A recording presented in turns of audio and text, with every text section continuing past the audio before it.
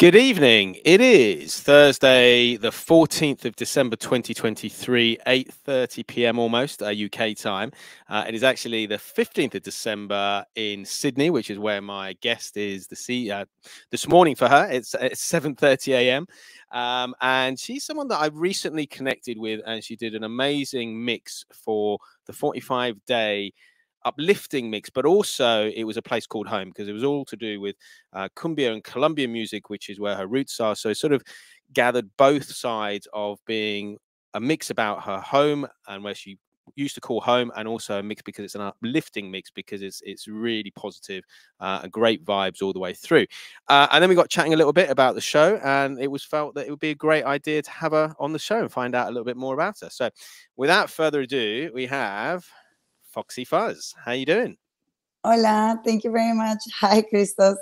Hi, it's great to have you on the show. And we've only recently connected, so it's quite good to sort of find out a little bit more, because the more I do this, the more I find DJs in different parts of the world, different parts of the countries doing different things. And it's great to be able to sort of give a bit of a platform and show what you're doing. And I absolutely loved your mix, hence why I thought it'd be a great idea to have you on the show. So with all my guests, I always like to find out where the musical passion came from, because for most of them, it comes from a very young age. So from you, where did you first get your musical influences? Was it brothers, sisters, parents, friends? Who was it who first got you into music? It was my dad. He was the one that introduced me to music since a very young age. He's the one that actually bought me the first cassettes, and they were the Beatles, so anthology. Wow. And then he told me about the story about John Lennon, how he was killed. And I remember doing a letter to John Lennon, and I fell in love with him, and I burned it because I wanted him to get the letter. Like, it was a whole thing. So that's how my music passion started. That's amazing and interesting that you mentioned the Beatles, because they are such a big influence in a lot of people's lives. And what I've received today is I don't know if you know DJ Format, but he's done a mix of Beatles cover versions. Wow. And so I've been listening to that in the car today. It's really interesting. But again, he released that on CD and cassette. So again, it's interesting.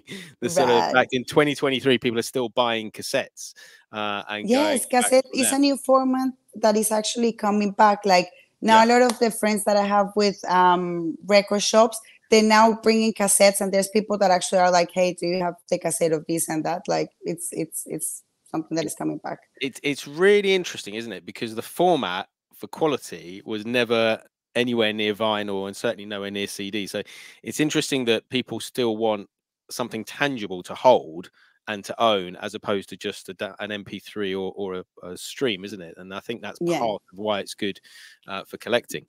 So that's great. So your dad first got you into it. So that was cassettes. Was he into records as well at that time, or was he just buying cassettes? No, he was more like cassettes and CDs, but his passion was classical music. He loves classical music. So every morning we will wake up, my mom and myself, my dad would be like walking around the house with his CD on. He will go and buy a CD every like couple of weeks and everything. I remember going with him to go and see what new releases of classical music there was. So that was the influence, was actually very much classical music from him. And is that something that you enjoyed at the time? Do you remember enjoying it, or is it just something you sort of listened to because your dad was playing it? I used to hate it. Like waking up in the middle, like waking up on a Sunday morning where you want to maybe sort of like rest a little bit. My dad, you know, cranking the classical music, and you waking up, you're like, oh my God, where am I?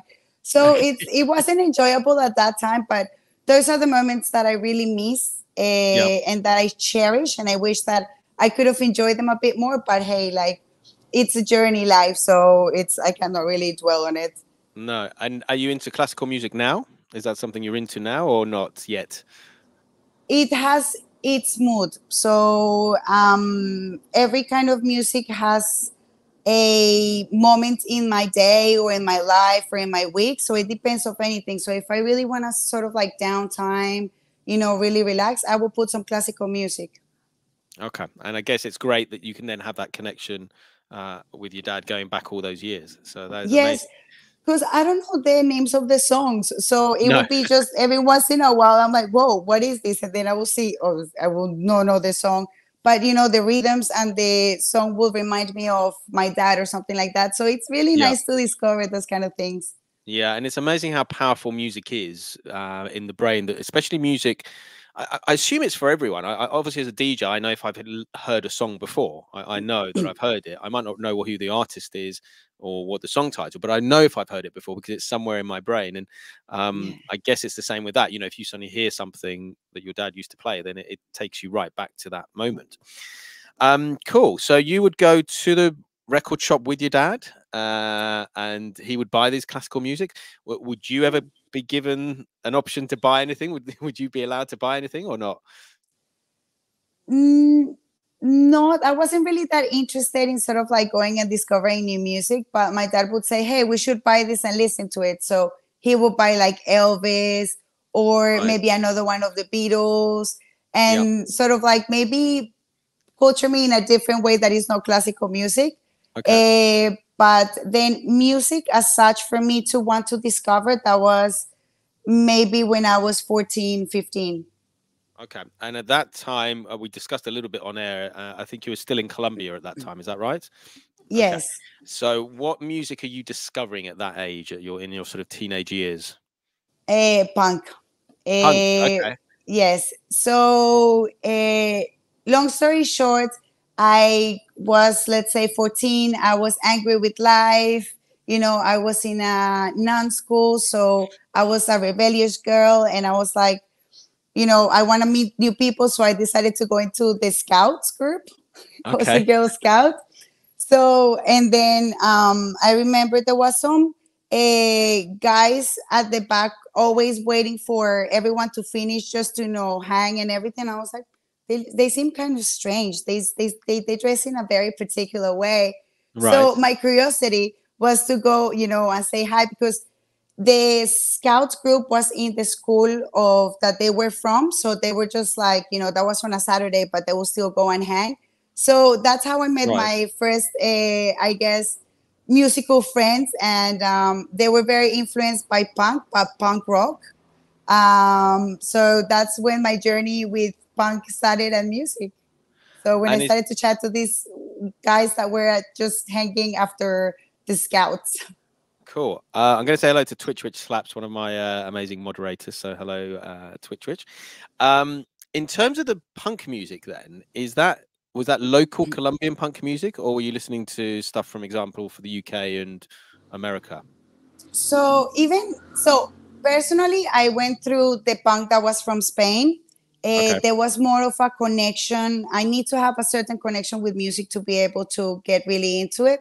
And Yeah. for example, with the Spanish punk, because it's in Spanish, and also it talks about, I was very much into politics, sort of like left. Yeah. So I decided to listen to a Spanish punk that was against America, and like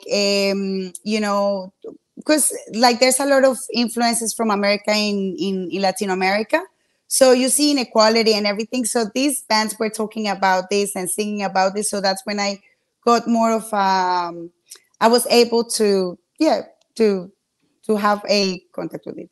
Yeah, and again, music is important not just for the sort of melodies and all of that, but obviously the message. And it's interesting that obviously with the rebellious thing, you were trying to sort of rebel and listening to music that was political, at a young age. And I guess most of us at that sort of age are quite sort of political, aren't we? We're very opinionated, I would say. 14, 15-year-olds, definitely. I'm going to say hello to Decal. Decal is also in Sydney. So when we get to talking about Sydney, Decal is one of our 45's DJs. That's great. So at that stage, are you buying records, or are you being given cassettes that other people have got of punk music? Cassettes. It was cassettes.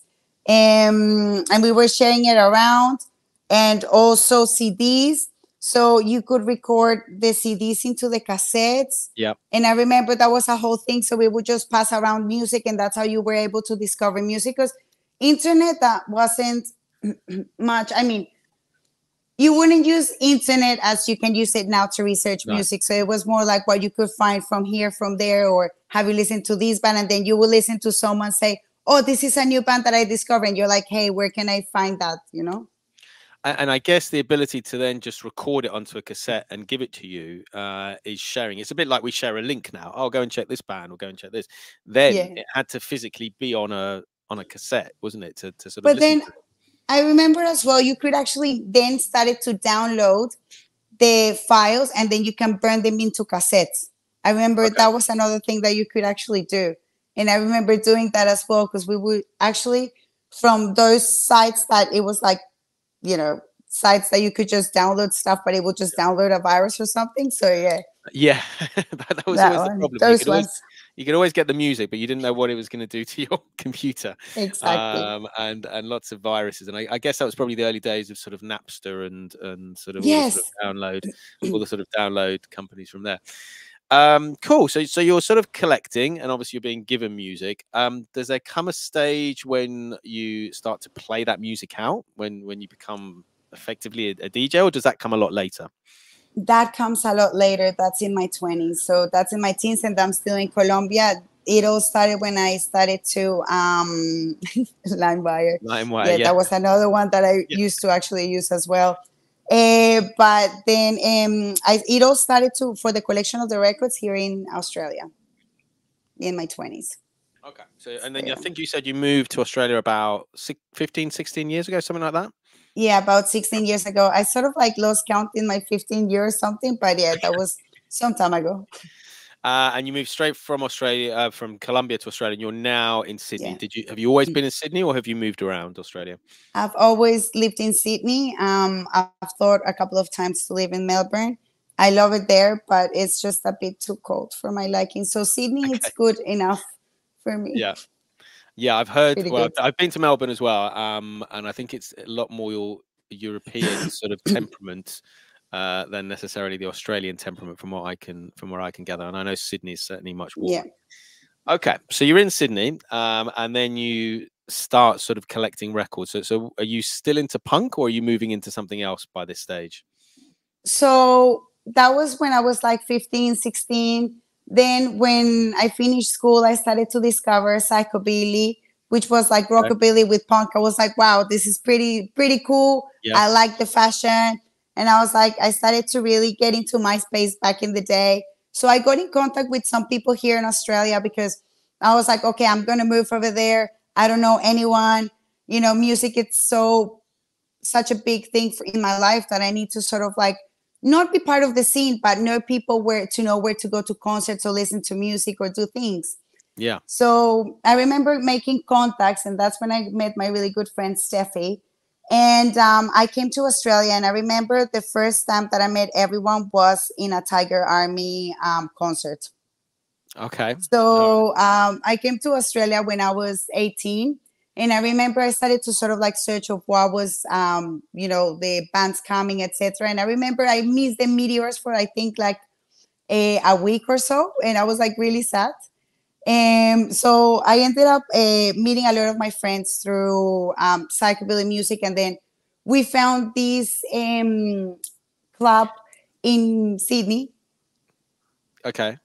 Yes, and then it's called in Kelly's, in like a pub, and it was Right. Take It or Leave It. So this Take It or Leave It club was a lot of soul, punk, oi, ska, reggae. So it was like a mix of everything, and there Wow. was a lot of people from a lot of different musical backgrounds. So that's when I met a lot of my really good friends and a lot of people that I know. That was in my 20s, and that's when I remember Sarah. She's an amazing collector, old school from England. And she was playing some Northern Soul. And the way that some people were dancing, and I was like, hey, what's that? So Okay. my friend and I inquired with her. I was like, hey, what is this dancing? What is this music? This sounds so sweet. You don't need to dance with anyone. And she's like, yeah, this is Northern Soul. You should come and into Tattlers, and we will introduce you to what really Northern Soul is. And I remember going into Tattlers that night. Everything was dark, and there was like a wooden floor, and all I could see was powder on the floor. And I was like, what was this? So Okay. that was the introduction of like record collecting. So when in Take It or Leave It, people used to play 45s. And Yeah. then being introduced to the Northern Soul world was amazing because the passion and the love for music and the 45s. It's just incredible. So that's when I sort of like got a bit some of that, and I was like, hey, I would like to start to own my own songs like tactilely, because Yeah. I am more of a tactile person and everything. So it's there's a feeling to it to be able to own the song and Yeah. being able to hold it. Yeah, and I talk a lot about it on here. You know, when you hold a record, you're holding a piece of history because it's been pressed at a certain time, it's been released at a certain time. That particular record's been played however many times, and even if you've got the same two records, they're never going to sound quite the same because one's been played more than the other, and that's part of the charm, I think, of having vinyl and certainly owning it. So you go into the Northern Soul scene. Now that is historically quite an expensive area to buy records, isn't it? And I assume you probably found that out quite quickly, Yes. did you, when you joined the Yes. Northern Soul scene? Yes, and when I started to like really expensive songs, and then I started to look in Discogs, and then realized that that was something that I will definitely in the future buy those songs. But for the moment, look, I am happy to listen to my other friends and play Yeah. them. So go Yeah, ahead. and also I'm assuming it's similar to the scene in England and all the rest of it. A lot of it is original vinyl only, isn't it? At these events, that Yes. you can't, or you're not allowed to play represses, or you have to sometimes show it's the first pressing.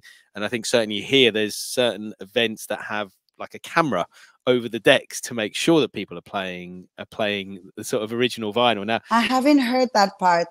that But sort of hey, happens look, over here. over here, not the camera part, but hey, look, at the end of the day, it's one of those musical cultures that it has been built for so many years, and that people have the passion for it. Yeah, So, look, I cannot do that, but if you can do it, I'm all for the music, I'm all for the dancing. So, I will definitely be there as a dancer. So, yeah, you know, for me, as personally, I don't mind if it's a repress, if it's an original or not, because I love music and I want to yeah. dance to it. I want to be able to share it with everyone. But each to their own. And I definitely respect when someone wants to buy the record with a certain, pressing and certain label. Look, it's Exactly. fine. And it's part of what I love about the whole music scene and the whole 45 scene, because we've got people at that end who are spending, big bucks on these original records to play them in these events.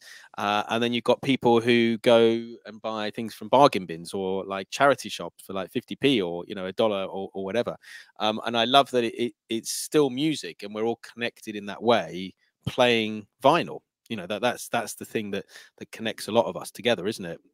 Yeah, it's music, dancing, talking to people, having a fun time. We all want to have a good time and enjoy life. Yeah, yeah, exactly. So obviously you're introduced to the Northern Soul scene. Obviously is that's about when you start collecting records, is that right? Yes. So I remember seeing, other people starting, playing records. And I was like, what is this? I want to be able to buy my own records. I remember we went to the first, national weekender was in Melbourne the first time that we went with my friend Steffi. And that was, I don't remember how many moons ago. And I remember going to that national, and because they also have vinyl sales, I Yep. was able to go into some of them, and I was like, okay, this is the amount that I want to spend. Let's see if there's something in there within that range. Yep. And yes, I remember finding a record. A Which one was it? A Long After Tonight Is All Over. I remember I found that song and I was like, I was able to buy it. And that's when it all started. And I remember that's when I was like, I need to get a record, a turntable. So I was Okay. able to get one. And then that's when I was like, okay, let's buy more here and there. I would still go to the op shops or ask around. And if there's any vinyl that I liked, even if it was Northern Soul or not, I will still, get it. So I could just still listen it to in my house. Fantastic. You've mentioned about the national, and we were talking about it before we came on air, and you're explaining how there is soul weekends in Australia, but there is one big national weekend each year. So, tell us a little bit about that, the ones you've been to, and what the national is compared to the other ones. So there is one weekender each for each city each year, and then there is a national weekender where a lot of the solis from Soli family will travel to on that date and spend the whole weekend listening to the best records. And it's like everyone will bring their really great heavyweights. Yeah. So that's when so that happens once a year, and it will go around Australia. So this year was in Melbourne. Okay. Unfortunately, I missed it. And then next year is going to be Adelaide, then Perth, and then it just goes around. So I've gone to a couple of them because I need time, money. So Yeah. it's like I cannot go every year. I'd love to, but if I can, I would. But look, it always starts on a Thursday, so it's like forever who goes earlier, and then Saturday is the biggest night, and Yeah. Sundays when everyone is relaxing and it's the whole day. So yeah, I really love the Soul family. It's very warm, and seeing people dance, and the love that they have for music, it's just really beautiful and wonderful. And I guess it's like one big community, isn't it? Like you're talking about family, and it's basically Yeah. a big community in that you can go there. It's a safe space.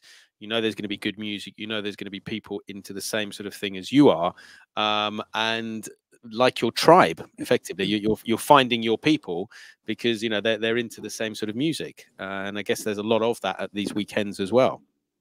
Yes, and so then we've got also the Sydney Soul Weekend as well here, who it's a really great crew that does as well some they do some nights as well in different bars too, and it's really good because it keeps on that sort of like part of that culture, which is keeping the 45s alive with soul Yeah. music and people really giving it a go in the dance floor without caring who is looking at them or if anyone is judging. It's just such a free and safe space that's what I love, because in so many times you go out in the city or something and you have unnecessary and wanting attention, and you don't really want to deal with that. So these sort of like spaces are great because you feel in a safe space and you feel like everyone knows each other and everyone is welcoming. So I really love that. Yeah, that's amazing, and it's great that this scene is still going and around the world. Obviously, it's been going in the UK Yeah. for a long, long time, and it just keeps growing. And it's great to see these little pockets of events going on all around the world. So you start collecting records, you start getting a turntable. When does it then get to the stage when you actually DJ? And what was your sort of first gig? Oof. My first gig, I don't think I can remember. I wish I could be like, yes, this was the That's day. okay. No, The but second gig. I started to collect Northern Soul, and a lot of my friends were also, one of my friends, Monica, she actually gave my friend and I a big bunch of records that she didn't want anymore. And I remember that was how I started my collection and how I started to play out. So with going to the soul weekenders and the soul nights, you start to meet people and you start to tell them that you've got an interest of learning how to DJ and doing these kind of things. And I remember Keith Miller, one of the soulies here, he was very welcoming, and Una as well, Halon, and they were so welcoming that they found a spot for me and my friend to start playing. And it was very nerve-wracking, but it's another world when you go behind the decks. Yeah. So that's when I started to sort of like really like, because you put the music that you want to dance and people still want to dance, so you sort of like bring a vibe, and it's an energy game, and I love it. It's really, really fun. It's great. I think you're calling them solies. Is that the sort of Solis, yeah. solies? Okay.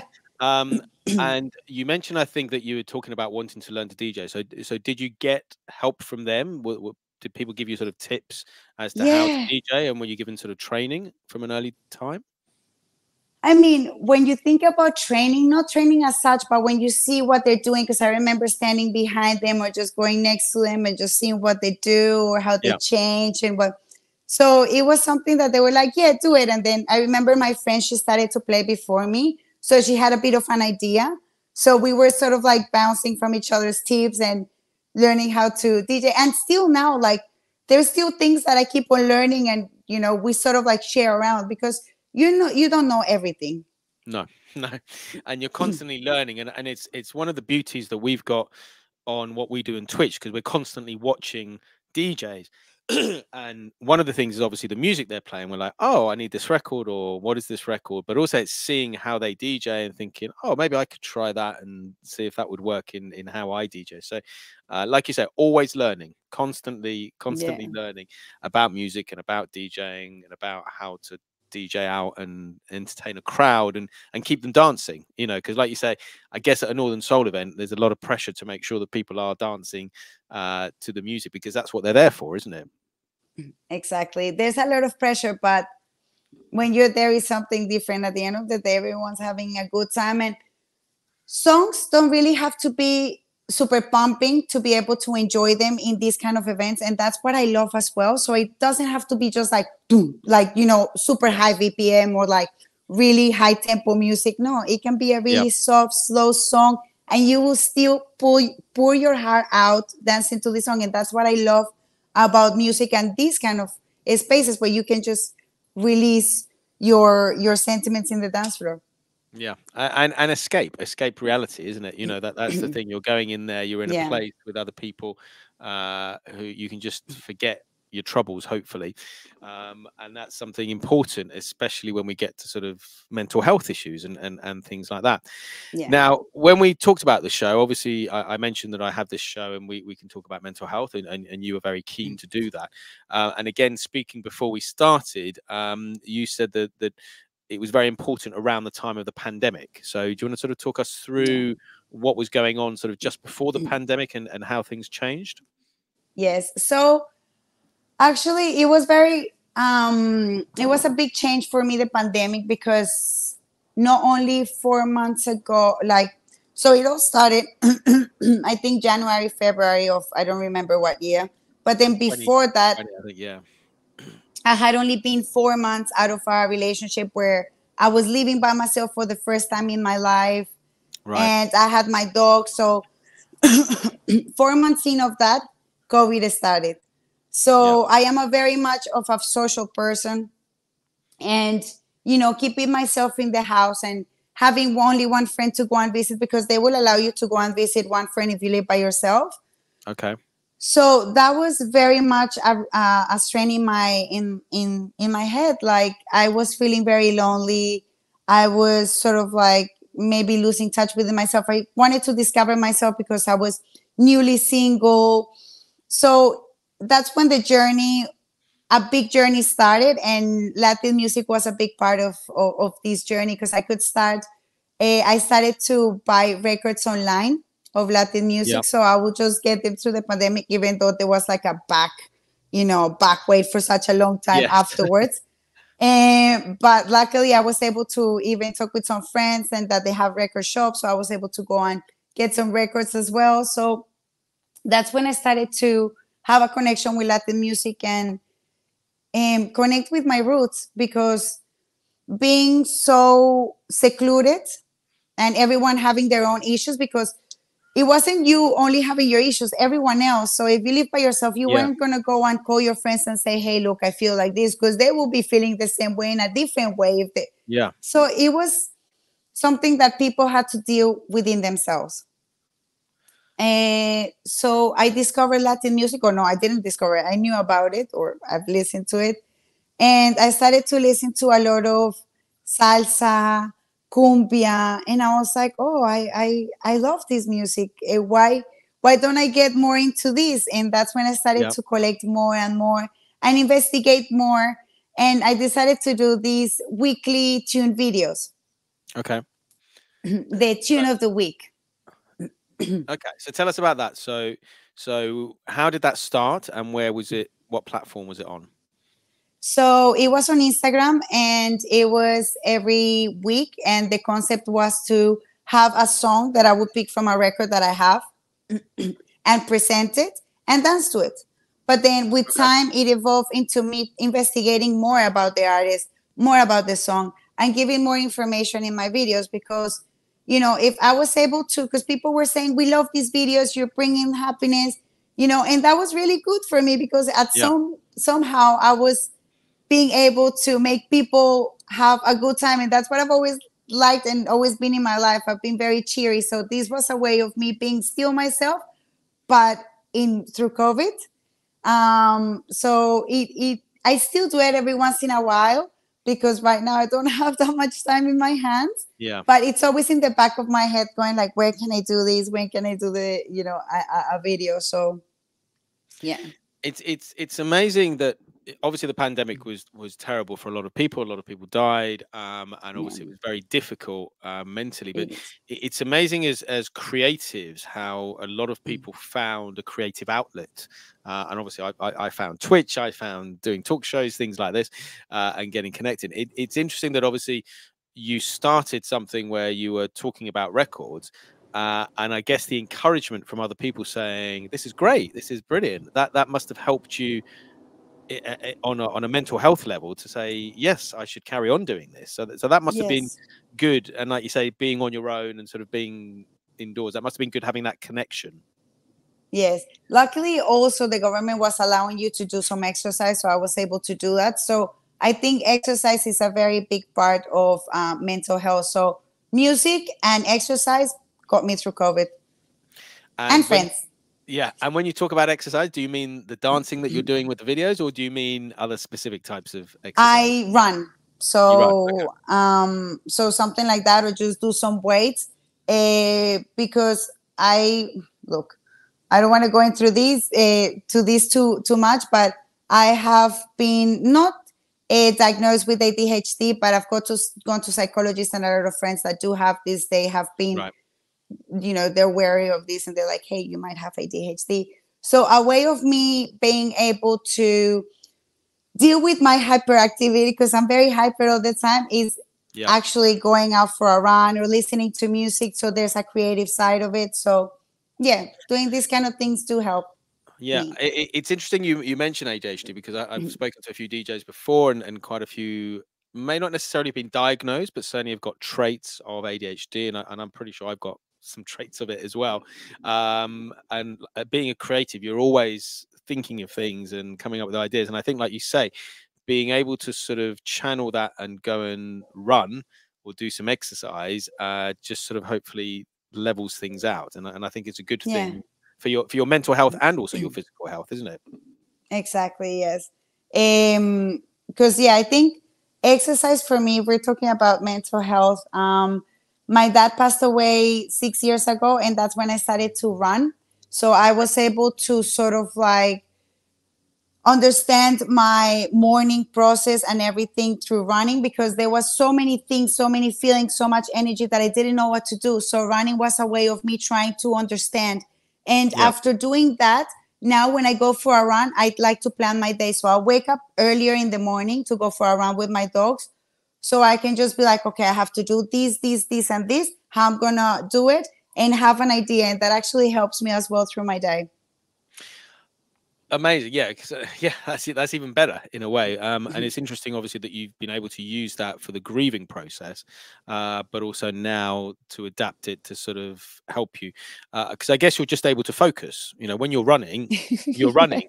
You can't be on your phone, or you can't be, well, you could, but I assume you're just running and you're just in the moment, and you can just let your brain sort of deal with everything that it needs to deal with.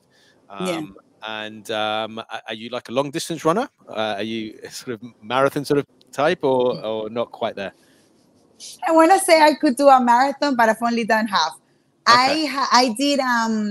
I was training for a marathon. For the year that COVID started, I was training for a marathon, because I did half of one before COVID happened. So I was like, I'm gonna focus on one. That's gonna be my goal. And then I enjoyed myself. COVID happened, and then I realized that I don't think my body, because I only started to run when I was 30, 31. I'm 35 now. So my body is not used to this high impact too much. So Yeah. I don't really want to torture it for 42 kilometers. I think 21 is enough torture for Yeah. my body, from me to my body. So Yeah, it sounds. I mean, it's interesting that you're still calling it torture, but it is, I guess, a good thing no, as because well. I But was it, talking to a friend yesterday, and she did Ironman, and she does a lot of these really big distance runs and everything. And she's saying it's torture because at some point your mental health tries to take over you and be like, you cannot do this because you're exhausted, you're tired, but you still have to go. So you have, it's a mental game as well. So it's sort of like as well really good when you cross that line, you're like, I can do it. So yeah, it can become torture because look, after 21 kilometers, it's a lot yeah. for me. It is a lot. Yeah, yeah. I mean, I do a little bit of weights. I don't run. Yeah, I can't imagine doing 21 kilometers, but I can imagine it would be a lot of hard work. So you getting back to sort of the pandemic then. So obviously you're doing these tune of the week thing on your Instagram. How do you then sort of come out the other side of the pandemic? Do you think, does that help you sort of build up a following and about who you are, and does that then help you potentially get some gigs after the pandemic is sort of not over, but when the restrictions were lifted? Yes, but I was still playing before that, and I was part of this collective, the Queen Bees. So the Cool. Queen Bees started in a bar, and it was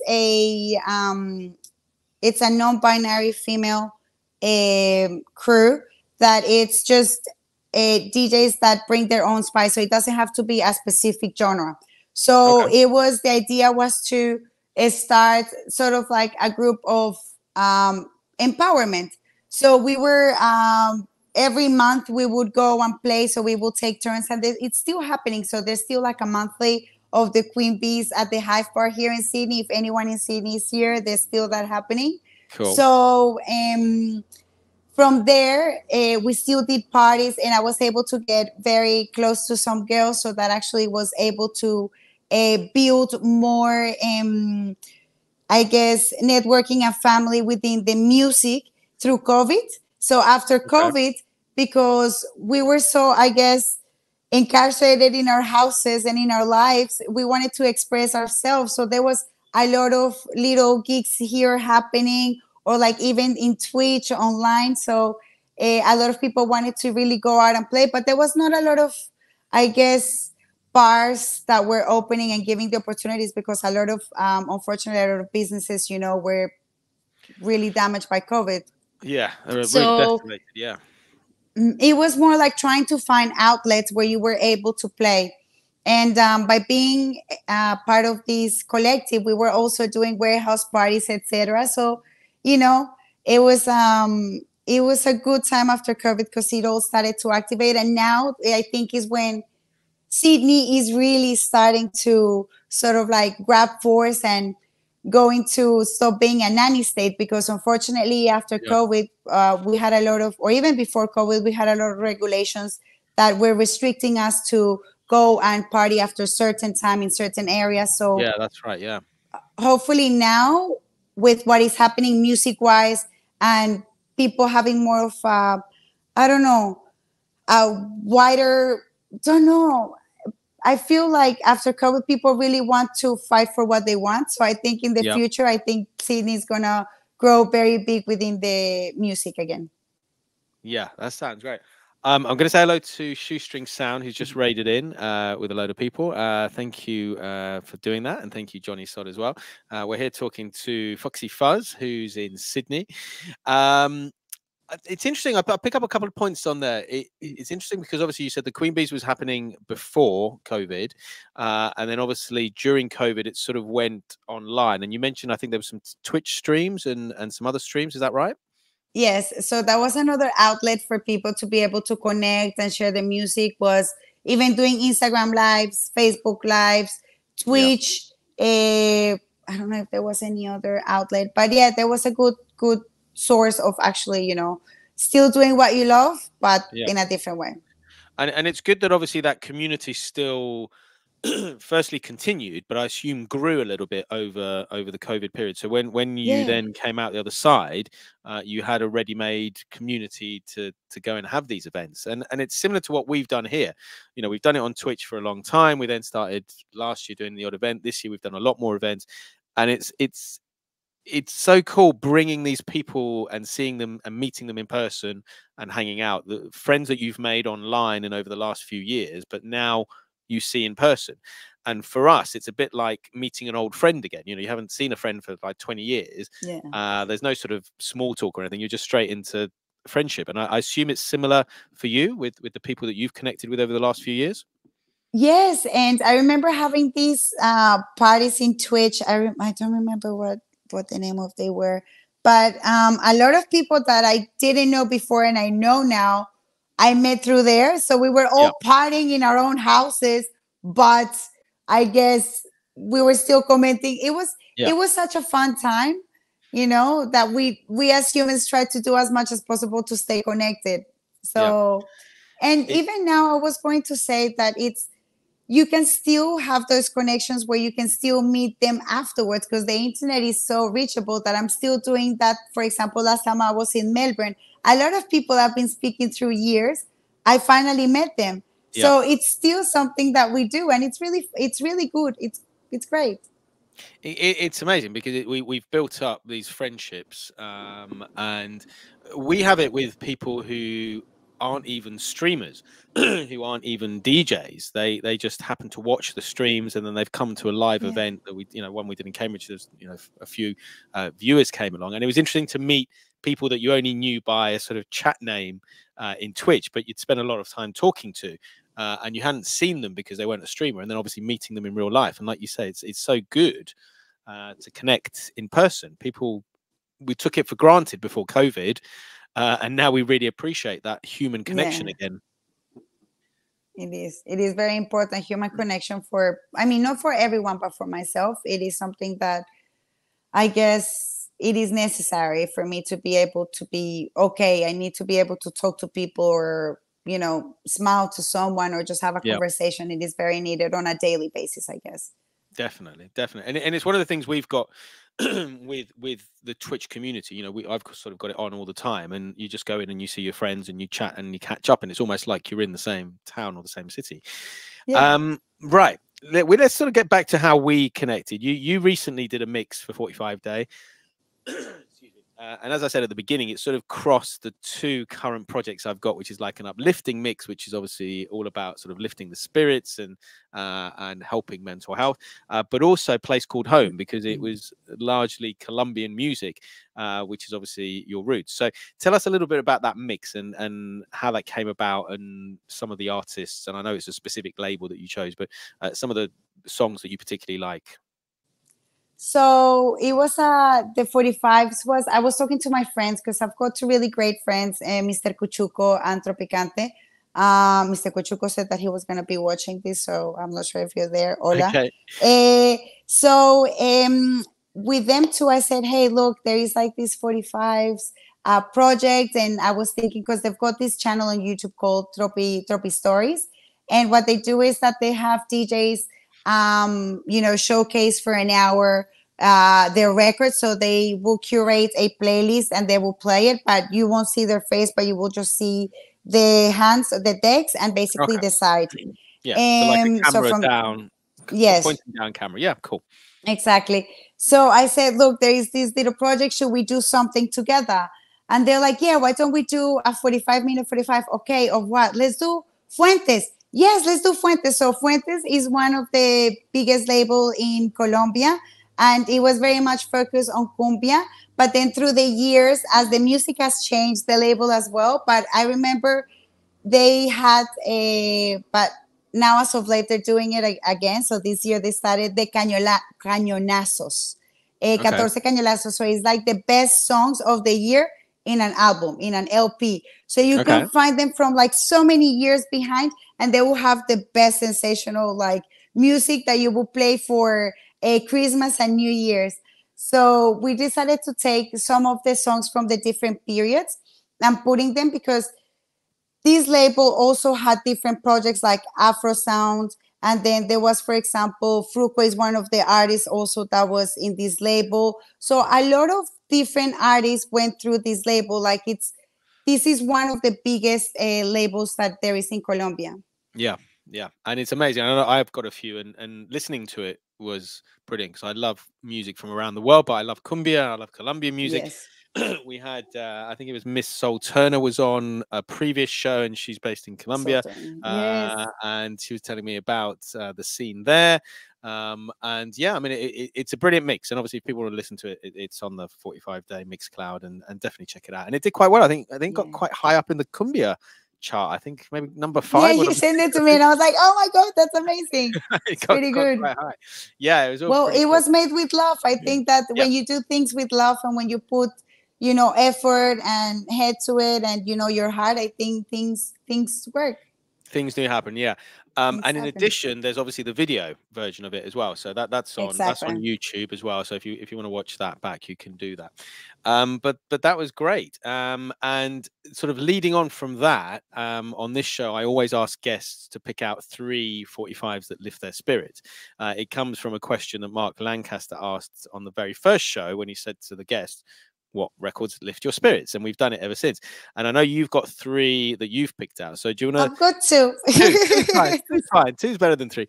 But yeah, if you want to show us the 2 and tell us about the records and why you've picked them out. And I'll solo you over here so we can hold them up. Okay, there we go. You see me? There we go. Okay, yeah. Cool. So this one is Mestizo from Joe Batan.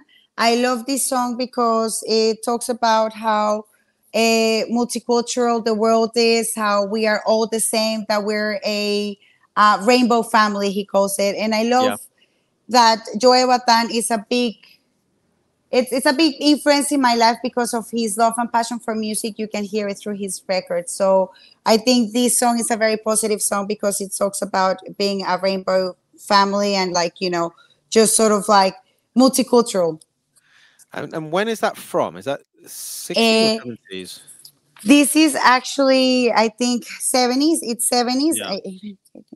Late 70s. Mestizo is from South Soul, and this is actually a Peruvian label, Mag. Cool. So there we go. I mean, it's great that even back in the late 70s, he was talking about obviously things that we talk about now, about being in community, about being a family, about a rainbow family, about accepting everyone. And it's amazing that song obviously still holds dear now. And is still. But I imagine as well is because he was born in, he being Afro-Filipino, also living in New York in El Barrio, having so many, hello, Mr. Cuchuco, having so many, so having so many friends, so many different influences. I think that's when he realized that, and loving Latin music and Afro-Filipino. So I think that's a big influence. It's like his whole life has been of, I guess, community and, love for the things that he does. Definitely. Big fan of Joe Batan. Cool. What's the second one you've got? The second one is from These Sacred Souls. There we go. Yeah, I can see that. Love is the is the way. So this is a West Side band, a newly West Side band from America that is playing a lot of lowrider soul music. And this song talks about how love is the way that this person is feeling through the day and how it uplifts them. And every time I listen to this song, it just makes my heart warm. And I'm very excited that they're coming to Sydney. And I got the ticket. So it's very uplifting, this record. When is that happening? When are they coming to Sydney? I don't remember the date, but next year, definitely. I bought the ticket. I was like, okay, whenever it is, that's it. I got the ticket. So, I mean, well, that's 2 great tunes, and obviously we've talked about Sydney and you've talked about some of the venues, but you also, before we started the show, were telling me about your gig that you've got coming up very soon in a new venue. So do you want to tell us about that? Yeah, so actually last night I went to this new venue called the Caterpillar Club, and it's in the city, in Sydney CBD.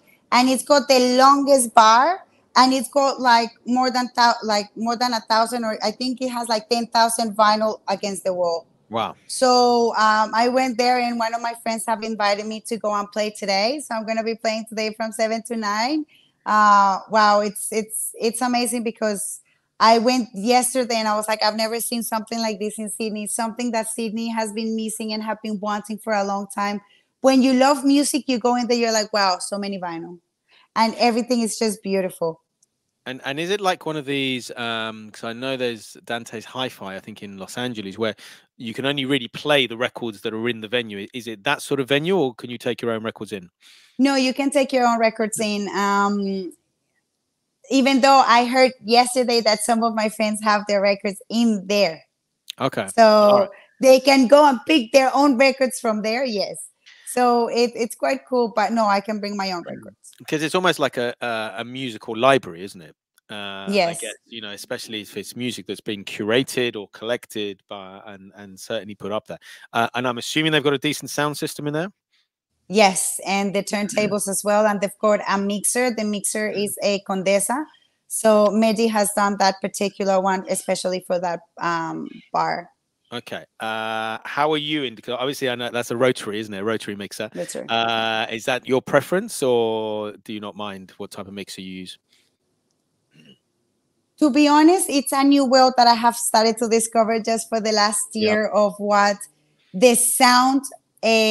So how can a mixer change the sound? How a sound system can change the sound? Yeah. So it's another world. So it does sound better. Yes. Yeah.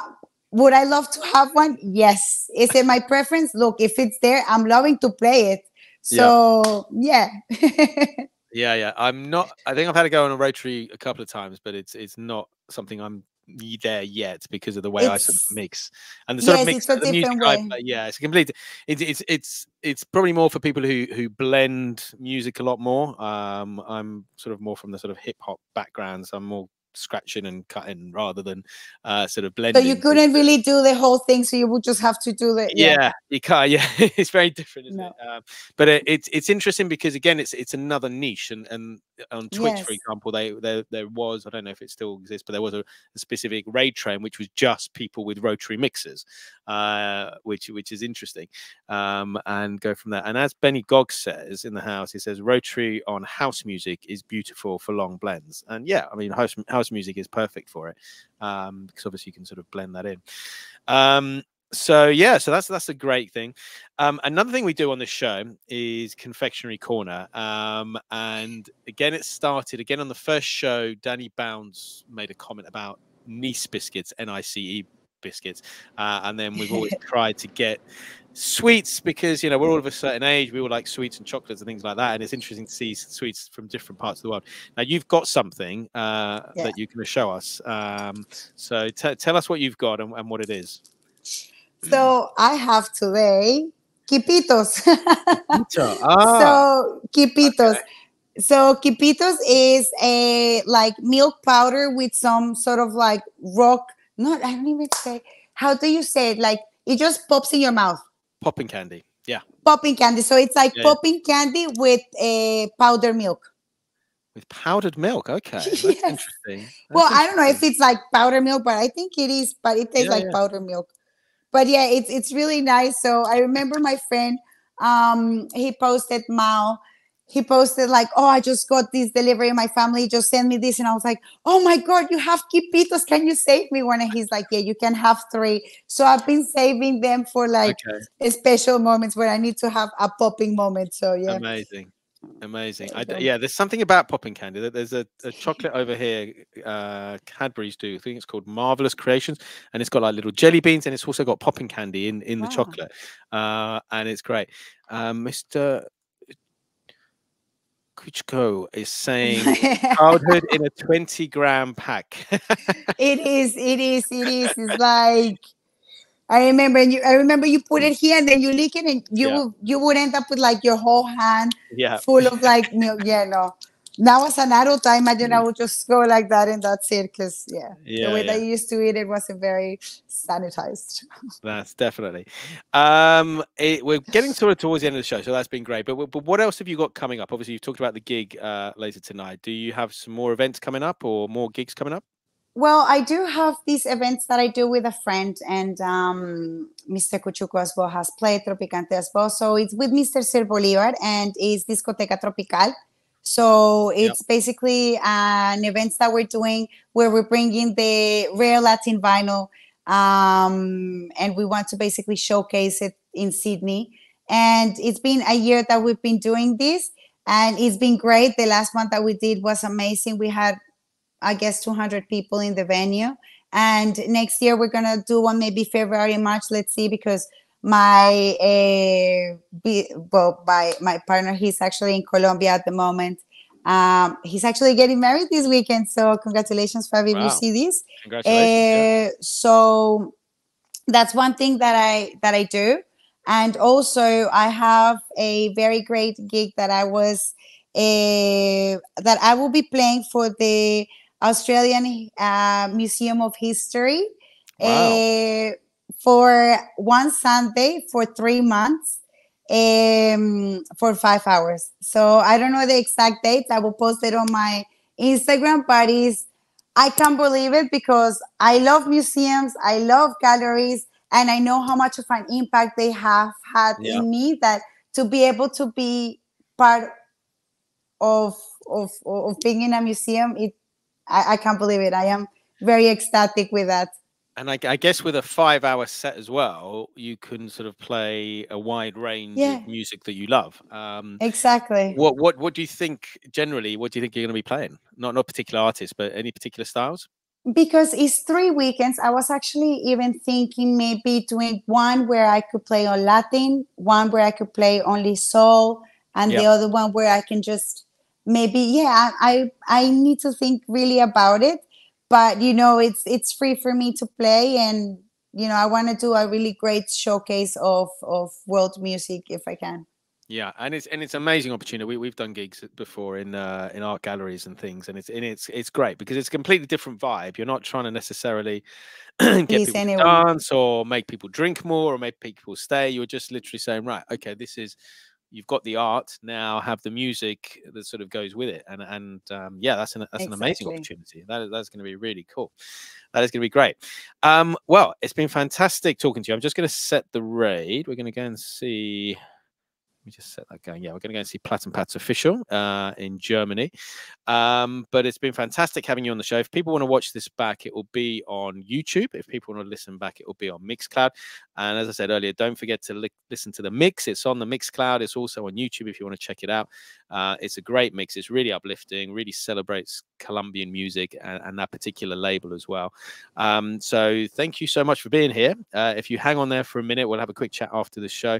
But it's been a pleasure talking to you, and thank you for being a guest. No, thank you so much, Criztoz, for doing this, for all the projects that you do, because that is reaching to a lot of places in the world, and we need that. So thank you for building a community and, bringing us together. Gracias. Thank you so much. Thank you.